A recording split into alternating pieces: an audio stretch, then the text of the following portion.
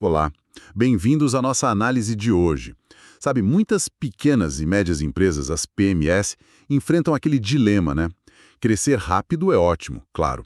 Mas como fazer isso sem, tipo assim, a casa desabar? Pois é, A gente vê muito negócio acelerando e, de repente, percebe que os processos lá dentro não acompanharam, o financeiro vira um caos. total. Os materiais que a gente analisou hoje exploram um conceito que, olha, promete ser uma solução para isso. O tal do ecossistema sustentável de gestão 360 graus. Ou, mais simples, método 360 graus. A ideia central, pelo que a gente entendeu das fontes, é que uma consultoria especializada pode ajudar justamente essas PMEs que estão crescendo a se estruturarem. De forma integrada. Certo. Não é só apagar incêndio, né? Exato. É construir uma base sólida mesmo. Falam em trazer disciplina, sabe? Uma arquitetura para garantir que esse crescimento seja saudável, principalmente do ponto de vista financeiro. E tem uma promessa forte aí: Qual? criar sinergia. Aquela ideia de que o todo organizado vale mais que a soma das partes soltas. Vamos investigar como isso funcionaria na prática. Exatamente. O desafio é ir além do discurso, né? Entender a mecânica desse sistema. As fontes descrevem ele como apoiado em 4 pilares, que não funcionam sozinhos, eles são totalmente interconectados. Quais são? Finanças, governança, estratégia e pessoas. E o interessante é a lógica de causa e consequência que amarra tudo isso, sabe? E, ponto crucial, tudo gira em torno de um motor técnico central, a modelagem financeira integrada, a MFI. MFI. Certo, vamos começar por esse motor, então. O primeiro pilar, finanças, com essa MFI no comando. As fontes usam umas imagens bem fortes para descrever ela, tipo espinha dorsal técnica Isso. e até simulador de voo da empresa. Parece ser bem mais do que só fazer contas, né? Como funciona essa MFI na prática? Sem dúvida. Ela é a base de tudo no modelo que eles apresentam. Um ponto que os materiais martelam muito, sabe? É a necessidade de conectar de forma obrigatória mesmo e completa as 3 demonstrações financeiras principais. As 3 clássicas, né? Exato. A DRE, demonstração do resultado do exercício, o DFC, demonstrativo de fluxo de caixa, e o balanço patrimonial. Não adianta olhar só uma isolada. Essa conexão integral eles até chamam de a tríade. A tríade. Gostei do nome. E por que essa conexão é tão crítica assim? Qual o problema que ela evita? Muita gente não acaba olhando mais o extrato bancário e, sei lá, o lucro do mês? Aí é que mora o perigo. E é uma armadilha super clássica. A empresa olha a DRE, vê um lucro bonito, comemora. Opa, tô rico. Pois é. Só que não percebe que, na verdade, pode estar queimando caixa. O dinheiro está sumindo, talvez por causa de prazo ruim com o fornecedor, estoque parado, investimento que não retorna. Entendi. Isso só fica claro quando você olha o DFC junto com a DRE e o balanço. A tríade força essa visão completa da saúde financeira, sem maquiagem, sabe? É tipo um check-up médico completo, não só medir a febre. Boa analogia. E não para por aí, viu? A consultoria, segundo as fontes, implementa também projeções financeiras, o que chamam de fluxo de caixa preditivo, e dashboards automatizados. Ah, os gráficos coloridos que todo mundo gosta. Mas a ideia é transformar aquele mar de números, que às vezes é confuso, em informação visual, rápida de entender. Para dar previsibilidade, ajudar a antecipar problema. E aqui entra um ponto que eu achei fascinante: o rigor analítico. Como assim? Eles usam ferramentas quantitativas para ir fundo mesmo e isolar a causa matemática dos problemas. Tipo, se o lucro caiu, não basta saber que caiu. É preciso entender por quê, matematicamente falando, foi o preço, o volume, o custo. Ah, quebrar o problema em pedaços menores. Isso, eles chamam de desagregação numérica. É para quebrar um número grande nas suas partes menores e entender a dinâmica de cada uma. Entendi. É uma análise bem mais profunda do que o simples subiu ou desceu. E o simulador de voo?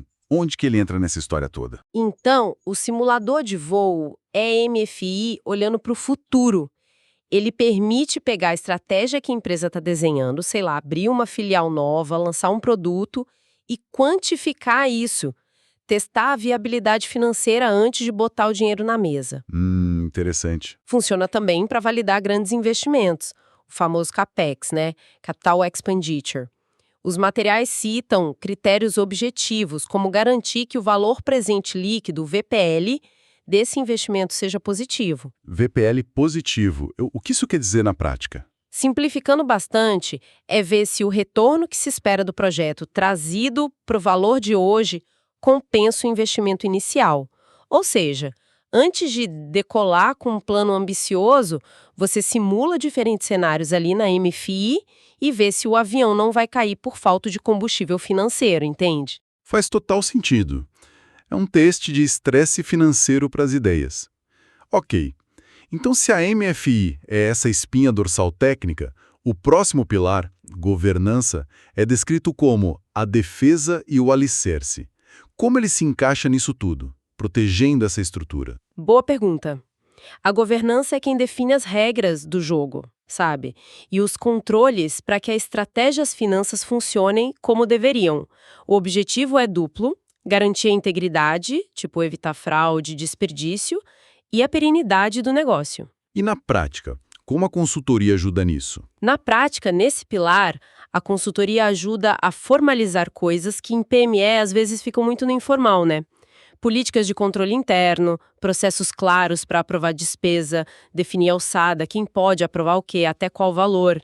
Imagino que alguns empresários possam ouvir formalizar políticas e já pensar, mais burocracia. Como evitar que isso ingesse uma empresa que precisa ser ágil? É uma preocupação super válida. E as fontes sugerem que o foco não é criar burocracia pela burocracia, mas sim estrutura inteligente, processos claros, bem comunicados. Na verdade, podem até dar mais agilidade, porque as pessoas sabem o que fazer e quem decide. Entendi. Outro ponto-chave da governança é o planejamento orçamentário. Fazer um orçamento bem feito, geralmente por área ou centro de custo, e depois acompanhar de perto o famoso orçado versus realizado. Isso só é possível com uma base de dados confiável que a MFI dá. A governança usa a MFI para poder controlar. E a questão da dependência de pessoas. Muitas PMEs sofrem quando alguém-chave sai, né? A governança ajuda nisso também? Totalmente. Um ponto essencial que as fontes destacam é a documentação das rotinas, dos fluxos de validação. Quando o processo está claro, está documentado, ele funciona independentemente de quem está sentado na cadeira naquele dia. Isso é crucial para a continuidade. E para escalar o negócio também. Se o conhecimento está só na cabeça de uma pessoa, a empresa fica refém. Além disso, a governança inclui analisar custos, buscar otimizações, as fontes até mencionam comparar com benchmarks do setor para ver onde a empresa gasta mais que a média. Tipo comparar com os concorrentes. Exato. E, muito importante, atribuir um dono para cada despesa. Isso aumenta a responsabilidade, o accountability, e evita aquele gasto que é de ninguém. Ok. Então temos MFI dando clareza financeira, governança colocando ordem e controle. Agora vamos para o que talvez pareça mais empolgante. A estratégia, descrita como o ataque e o rumo. Aqui a conversa fica interessante. Como a consultoria ajuda a definir para onde a empresa vai e a tomar aquelas decisões que podem mudar o jogo? Então, muitas vezes a consultoria é chamada justamente nesses momentos de encruzilhada estratégica, sabe? O que as fontes destacam é que o valor não está só em analisar os dados, mas em trazer clareza e, talvez o mais importante, confiança para a liderança tomar decisões difíceis, de alto risco. Confiança é chave, né? Com certeza. Um método que eles mencionam é a solução de problemas orientada por hipóteses. Ou seja, em vez de sair catando dado a esmo, você formula uma hipótese sobre a causa do problema ou a melhor solução, e aí sim busca dados para validar ou refutar essa hipótese. E qual a diferença disso para a forma como a gestão interna normalmente resolve problemas? Às vezes parece que a gente fica apagando incêndio, né? Exatamente. Uma diferença chave apontada nos materiais é o foco na causa raiz. O consultor, por estar mais de fora, mais distanciado do dia a dia e da política interna, consegue dedicar mais tempo a investigar o porquê profundo do problema, não só os sintomas visíveis. A gestão interna muitas vezes está tão imersa em apagar incêndio que acaba tratando só a febre sem descobrir a infecção por trás. Faz sentido. E colectando tudo de novo, não adianta ter uma estratégia brilhante no papel se ela não for financeiramente sustentável, né? Verdade. Aí a MFI, nossa espinha dorsal, volta a ser crucial. A estratégia precisa ser validada economicamente. O critério técnico principal que as fontes citam é verificar se essa estratégia está criando valor de longo prazo. E a medida para isso é o famoso retorno sobre o capital investido. O ROIC. Isso, o ROIC. Ele tem que ser consistentemente maior que o custo médio ponderado de capital, o WACC. ORC maior que WACC. Ok, explica isso de um jeito simples. O que isso significa na prática para o dono da PME que está ouvindo a gente? Claro, vamos lá. Pensa assim. Toda empresa usa capital para operar, certo? Pode ser dinheiro dos sócios, pode ser empréstimo de banco. Esse capital tem um custo. Os juros do empréstimo, a expectativa de retorno do sócio. Esse é o WACC, o custo médio desse capital todo. Ok, o custo do dinheiro. Exato. E o ROIC mede o retorno que a empresa consegue gerar com esse mesmo capital que ela investiu nas operações dela. Se o retorno, o ROIC, for menor que o custo do dinheiro, o WACC, a empresa pode até estar crescendo em vendas, faturamento, mas na verdade está destruindo valor. Caramba! É como pegar dinheiro emprestado a 10% ao ano e investir em algo que rende só 8%. Você está ativo, ocupado, mas está ficando mais pobre no final das contas. Garantir ROIC maior que o AC é garantir que a estratégia está, de fato, enriquecendo a empresa no longo prazo. Excelente explicação, ficou muito claro. Mostra como o MFI não é só controle, mas uma ferramenta de validação estratégica fundamental mesmo. E como essas conclusões, que às vezes são complexas, são apresentadas para a liderança. Imagine que eles não tenham tempo para ver planilhas e gráficos infinitos, né? Definitivamente não. Os materiais enfatizam muito a comunicação top-down. Top-down. Como assim? Significa comece pela resposta. Qual é a conclusão principal? Qual é a recomendação? Diz isso logo de cara. Só depois você apresenta os argumentos e os dados que suportam essa conclusão. Executivo adora isso. Ir direto ao ponto. Imagino. Tempo é dinheiro. Exatamente. Outro ponto sobre o valor da consultoria, segundo as fontes, é fazer as perguntas certas, sabe? Aquelas perguntas desafiadoras que talvez a equipe interna não tenha feito.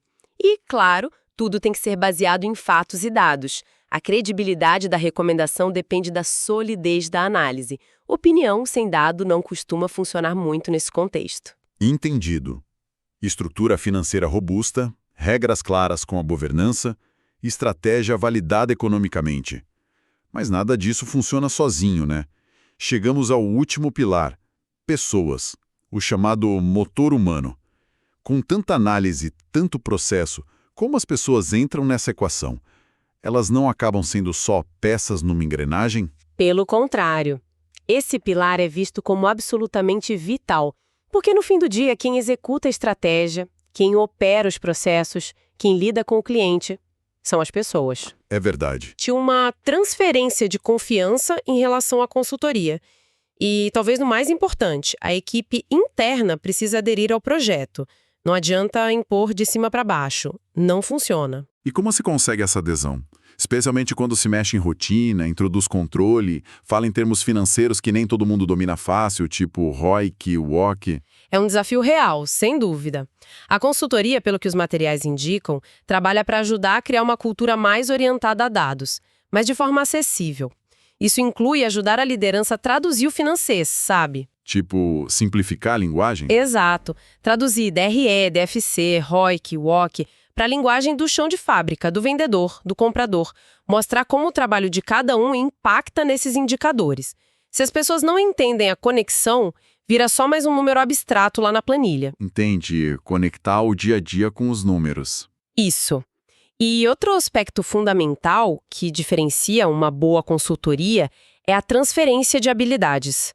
O objetivo não pode ser criar dependência, né? Pelo contrário, é deixar a equipe do cliente mais capacitada para tocar o barco sozinha depois que a consultoria sair. Ah, isso é importante. Muito.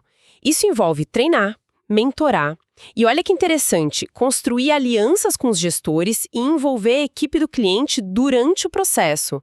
Tem uma frase legal nas fontes: as pessoas tendem a apoiar as conclusões que elas ajudaram a construir. Faz todo sentido. O envolvimento gera comprometimento. Se eu ajudei a pensar na solução, eu vou querer que ela dê certo. Exatamente.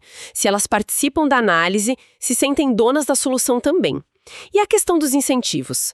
Como garantir que esse motor humano esteja remando na direção certa, alinhado com a estratégia de criar valor? Boa. Como alinhar os incentivos? O alinhamento de incentivos é visto como crucial, e as fontes conectam isso diretamente à estratégia e às finanças.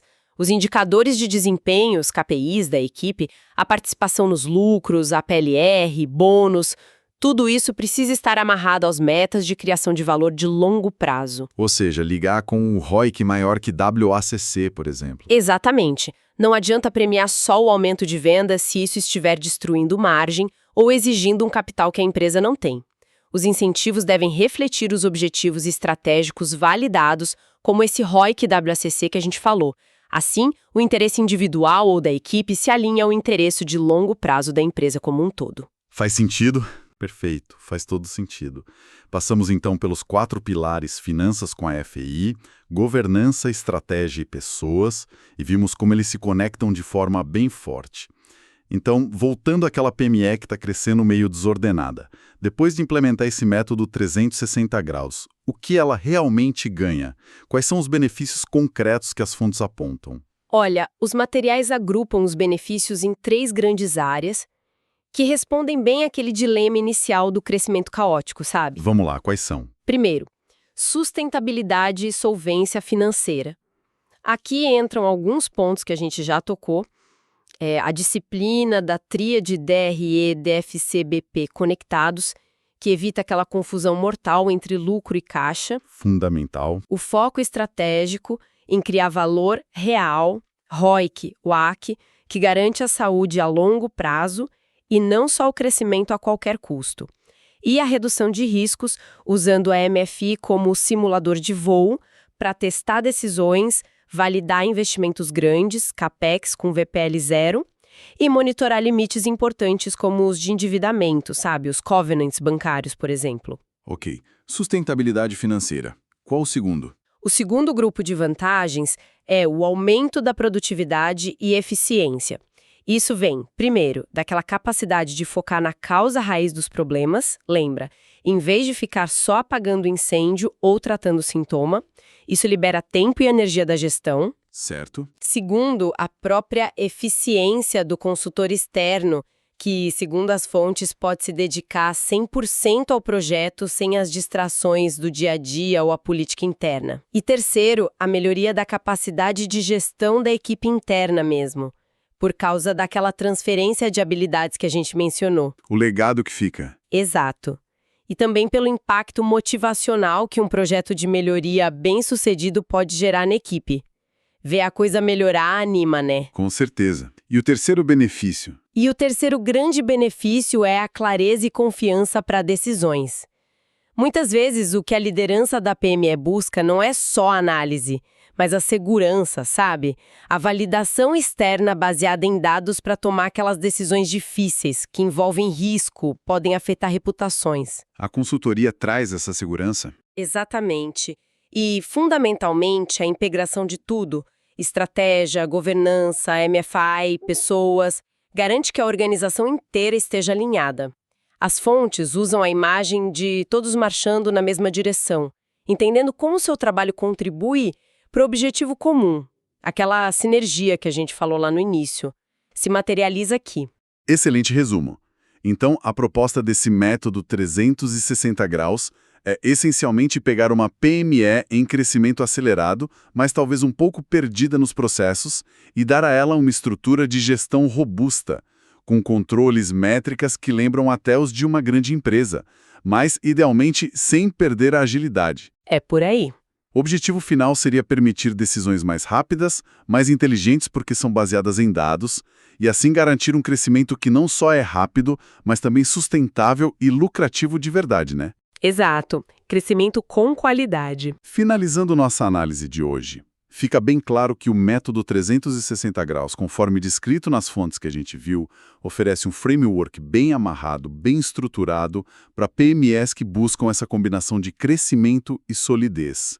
A integração parece ser a palavra-chave, né? Sem dúvida. Finanças, com a MFI como coração pulsante ali no meio, governança definindo as regras do jogo, estratégia dando rumo, sempre validada pelo ROIC maior que o AC, e pessoas como um motor que faz acontecer, alinhado e capacitado. Tudo isso sustentado por dados e processos bem definidos. E a força do sistema parece residir justamente nessa interconexão toda.